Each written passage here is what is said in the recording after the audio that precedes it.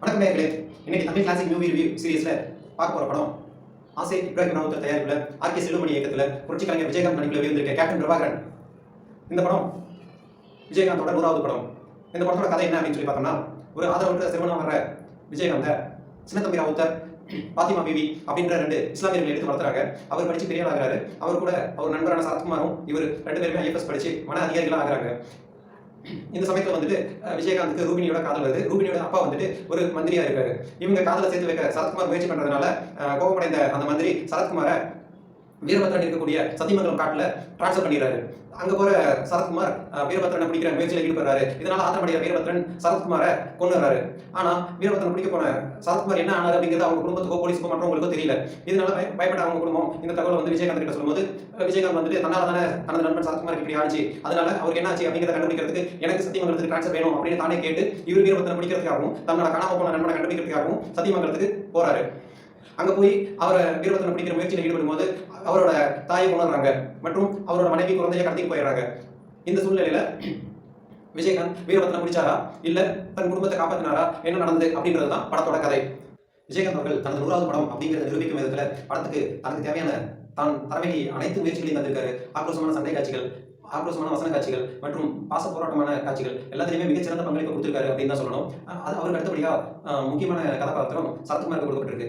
போன படமான குல விசாரணையில வில்லனா நடிச்சிருந்த சரத்குமார் இந்த படத்துல கூடுதல் ஹீரோவா நடிச்சிருக்கிற ப்ரமோஷன் கிடைச்சிருக்கு. அவரும் தன் பங்களிப்பை சிறப்பாகவே கொடுத்திருக்காரு.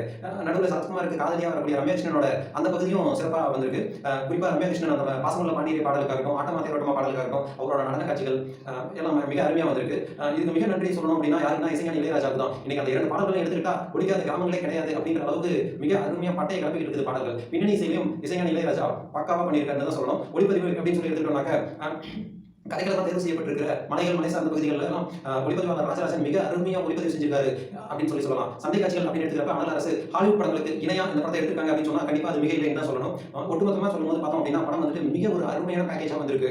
எத்தனை முறை பார்த்தாலும் சரிக்காத அளவுக்கு இருக்கு. வசனங்கள்லயே தனிகள் குறிப்பா முதல் சண்டை காட்சி முடிவுற்றோட நடக்கிற கோர்ட்ல நடக்கிற அந்த கோர்ட் சீன் ஆகட்டும், இல்ல இறுதியில் நடக்கக்கூடிய கோர்ட் சீன் ஆகட்டும், அதெல்லாம் வசனங்கள் தெரிக்க விட்டுருக்குது அப்படின்னு தான் சொல்லணும். விஜயகாந்த் ரசிகர்களுக்கு மிகப்பெரிய ஒரு கொண்டாட்டமா தான் இந்த திரைப்படம் அமைச்சிருக்கு.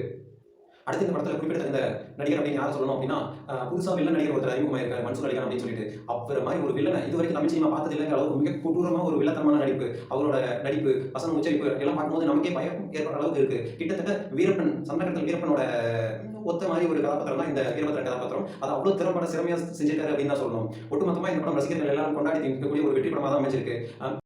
ஹாய் गाइस, வீடியோ பிடிச்சிருந்துச்சுன்னா லைக் பண்ணுங்க, சப்ஸ்கிரைப் பண்ணுங்க, உங்க ஃப்ரெண்ட்ஸ்க்கு ஷேர் பண்ணிட்டுருங்க. தமிழ் கிளாசிக் மூவி ரிவ்யூ அப்படின்ற இந்த சீரிஸ் ஆரம்பிக்கிறதுக்கு காரணம் இந்த திரைப்படங்களோட கதையை தெரிஞ்சுக்கணும், விமர்சனத்தை தெரிஞ்சுக்கணும் அப்படிங்கிறது கிடையாது.